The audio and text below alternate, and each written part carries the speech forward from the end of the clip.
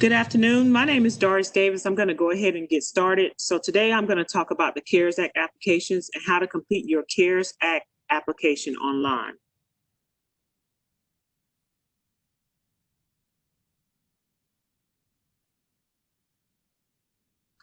Okay, to start your application, you need to go to www.pbcgov.com/OSCARSS.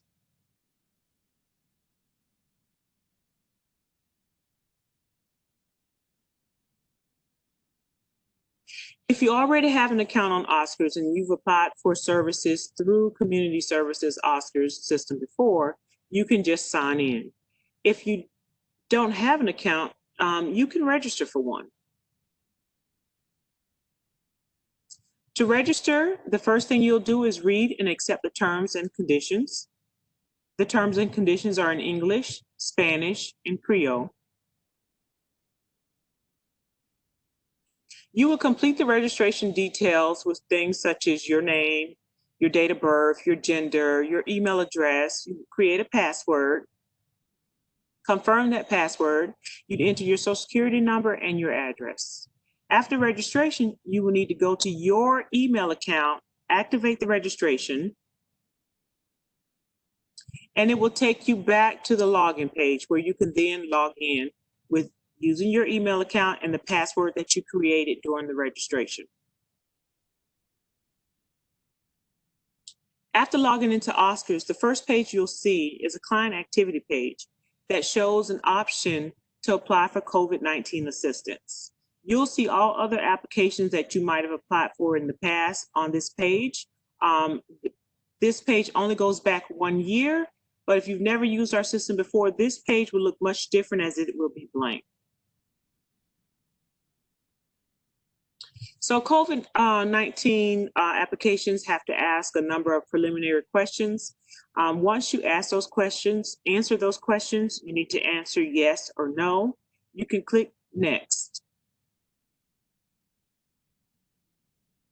Your answers will determine eligibility for COVID-19 assistance. So they ask questions such as, did you lose income because of COVID-19? How were you affected by COVID-19? Were you employed before COVID-19? And then were you behind on your bills before COVID-19? Or are you behind on your bills because of COVID-19? But your answers will determine eligibility for assistance. It'll tell you you may be eligible for COVID-19 assistance, and it will allow you to continue. So then you can just press next. Also, COVID-19 applications also have a list of acknowledgements that you need to read over and respond to.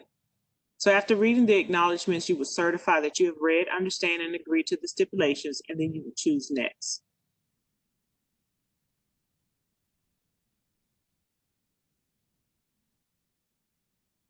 Okay, so once you answer those additional questions regarding eligibility, you can then select the services for which you want to apply. You can select at the bottom, food, gas, electric, rental, or water.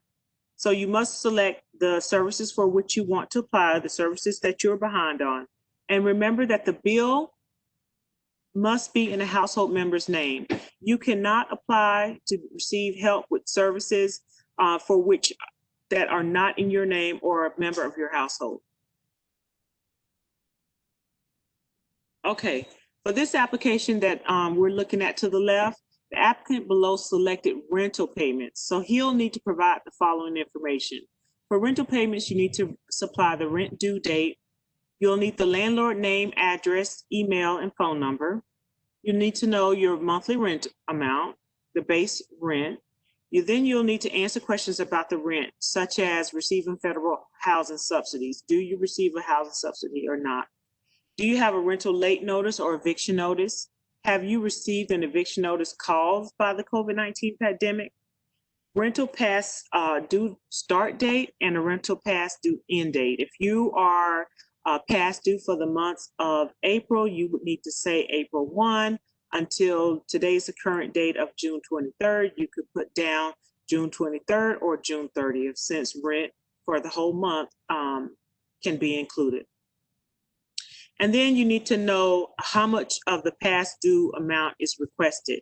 The CARES Act will only pay up to $5,800 in your rent, but if your landlord is including late charges, we will cover those late charges as long as you don't exceed the $5,800.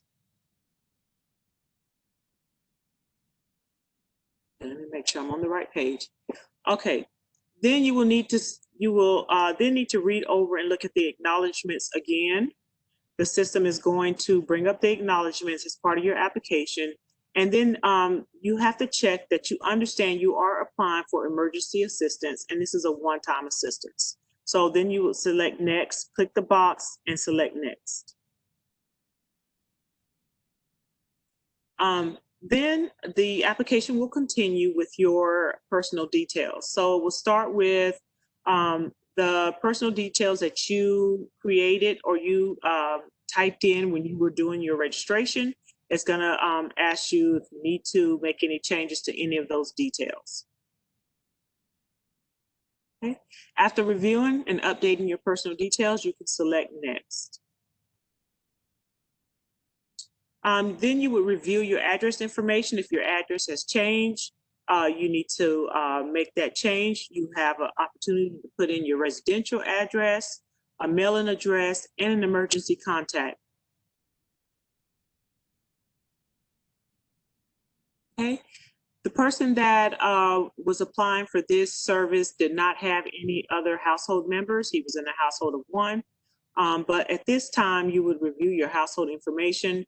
Everybody listed in your household would be there, and you could make any changes to the amount of people in your household. Next would be your household relationship. The system will then ask, are the household members a U.S. citizen or a legal alien? And then it would ask for the relationship of that household. For this gentleman, this was his application, so he was self. So the applicant would be self. If you had a spouse listed, that would be your spouse. If you had children listed, you could list son or daughter. Okay. Then you also have the opportunity to say whether that person is a veteran or disabled. When you complete that page, you can click next. Okay, so income. You can review and update the income on this page. You can click on the calculator to input the income or to help you calculate the income.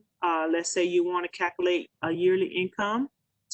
But the income, what's important about income is the income must be entered for every adult in the home. If there were more than just this person in the household, there would be a column for each adult member with white boxes where you could either input the income or you can use a calculator to calculate that income. Once you complete income for every household member, you can click next. And then the system's going to tell you whether your eligibility is whether you're eligible or whether you are not eligible for a service. So based on the information that you've put in so far, the system is going to say, okay, based on the information you provided, you may be eligible for this service, and it will allow you to continue.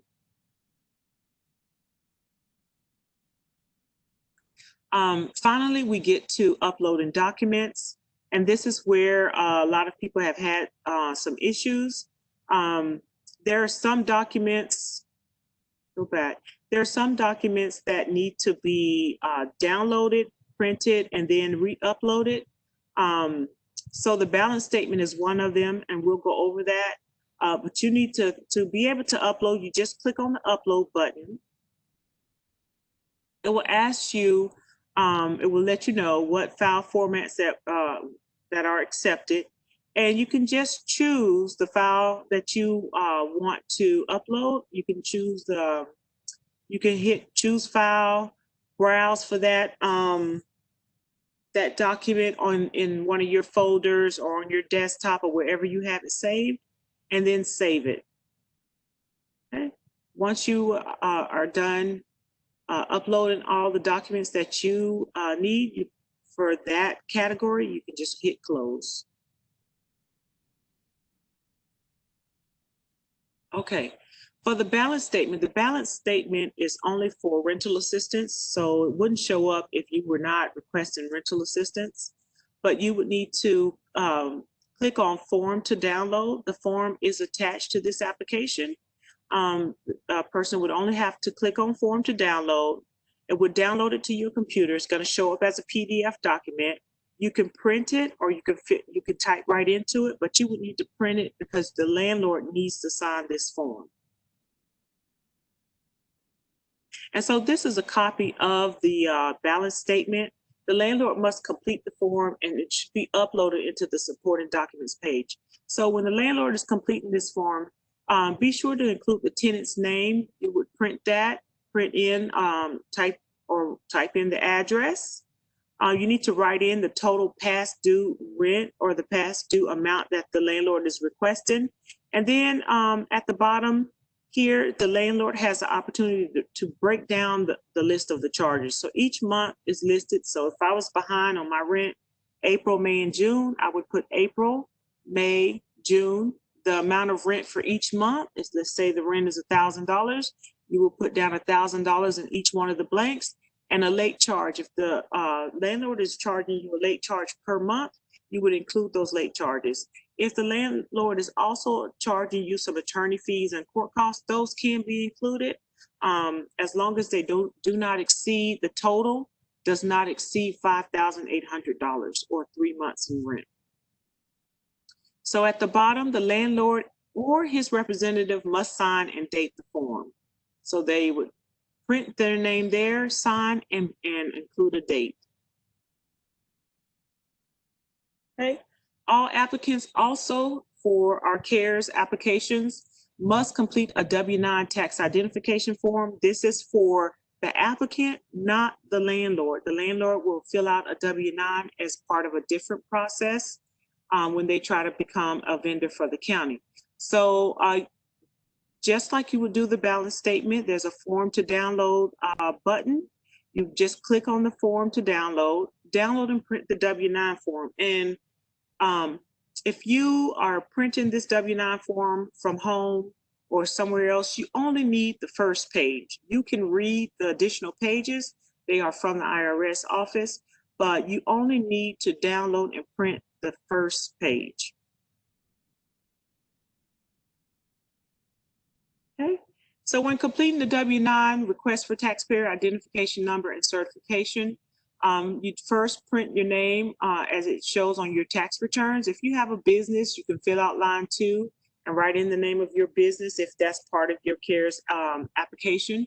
If not, you would just continue, just write your name in the first block, insert your address in the corresponding blocks.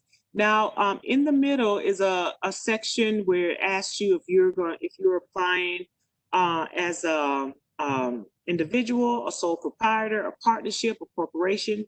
But if this doesn't apply to you, just select individual. That's the easiest thing to select. If there's an issue with that, we can reach out to you and get that corrected. But you would select individual in box 3, I believe it's box 3. So you print your name at the top. If you don't have a business, you skip to box 3. You put in individual. You just check the box, and then you insert your address as it is on your tax return. Then you insert your Social Security number. If you are a business and you have an ITN number, you can, which is an employer identification number or EIN number. I'm sorry. You can insert that at that time. And then please don't forget to sign and date the form at the almost the bottom of the page, but certainly the last block of the page. And only the applicant must complete this form. The whole household does not need to have this form completed. Okay, so once all documents are uploaded, you can review your application and make any changes as you see fit. There will be an edit button that you can go back and make changes to the application. But if everything is correct, you review the application, and at the bottom, there would be a submit button. Okay, and once you hit submit, the application is submitted. You will have the option to print this application, and then you will be contacted if additional information is needed. So that takes care of your CARES Act application.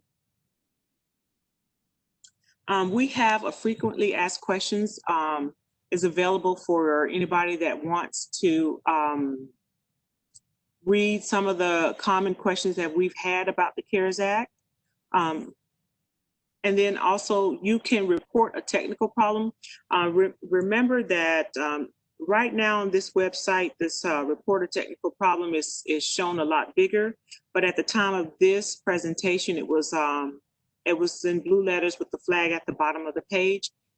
When you report a technical problem, the team that will respond to you are there to help you with issues such as maybe you typed in the wrong email address, or you're having problems uploading, or you have an issue with the system freezing up for you. They cannot answer any questions about the application itself, or questions you may have about your landlord or your accounts. They cannot answer those type of questions. A worker can answer those questions for you. You can dial 561-355-4792 if you need any questions answered about this application. Like I said before, if you have any problems with the system itself or anything that is happening as far as your registration is concerned, you can report that problem by selecting report a technical problem. And that concludes CARES funding applications. I'm going to go back and see if we have any participants on the line that would like to ask any questions. Okay, at this time, there are no participants on the line or no questions being asked.